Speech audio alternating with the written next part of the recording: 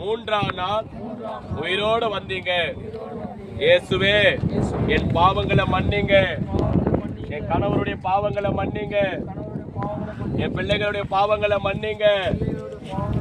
இயேசுவே உம்முடைய ரத்தத்தினாலே எங்களை கழுவி சுத்திகரிங்க, உன் பிள்ளையாக ஏற்றுக்கொள்ளுங்க.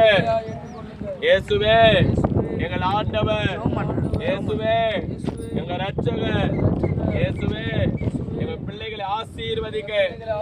இயேசுவே என் குடும்பத்தை ஆசீர்வதிங்க. இயேசுவே எனக்கு சமாதானத்தை கொடுங்க. இயேசுவே உம்மை நம்புகிறோம், உம்மை விசுவாசிக்கிறோம். அப்படியே கண்ண முடியும்.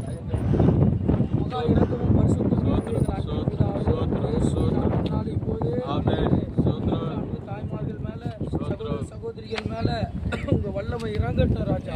இப்போது அவங்க என்னென்ன வேலை செய்ய நிமித்தம் என்னென்ன பாடுகிறாங்களோ அந்த பாடுகள் எல்லாவற்றிலும் உங்களுடைய விடுதலையை கட்டளையிடுங்க.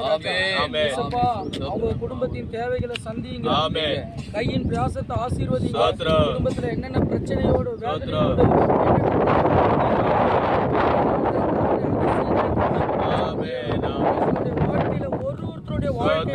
என் தேவன் ஒரு அதிசயத்தை காண எல்லா தேவைகளையும் உங்களுக்கு சந்திக்கப்படும். இந்த நாள்ல இவங்களுடைய இருதயத்துல நீ கொடுத்திருக்கிற பெரிய சமாதானத்துக்காக ஒவ்வொருத்தருக்கும் ஆண்டவரே யாரெல்லாம் பலவீனத்தோடு வியாதியோடு இருக்கிறாங்களோ இப்பொழுது அவங்க தழும்புகளால அவங்களை குணமாக்குங்க.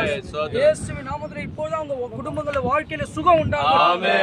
அப்படியே உங்க கல்வாரி ரத்தத்தை ஒவ்வொரு குடும்பங்கள் மேல தெளிங்க, ஒவ்வொரு பிள்ளைகள் மேல தெளிங்க, கணவன்மார் மேல தெளிங்க, அவருடைய சொந்த பந்தங்கள் மேல தெளிங்க. எல்லா குடும்ப சண்டை பிரச்சனைகள் எல்லாம் இயேசுவின் நாமத்திலே மறைவாங்க. ஒவ்வொரு குடும்பங்கள தெய்வீக சமாதானம் கட்டளை எல்லா துதிகான மகிமையும் இவங்க தொடர்ந்து உங்களுடைய ஆலயத்துக்கு போய் அப்பா உண்மை அறிந்து கொள்ளட்டும். இயேசுவின் மூலம்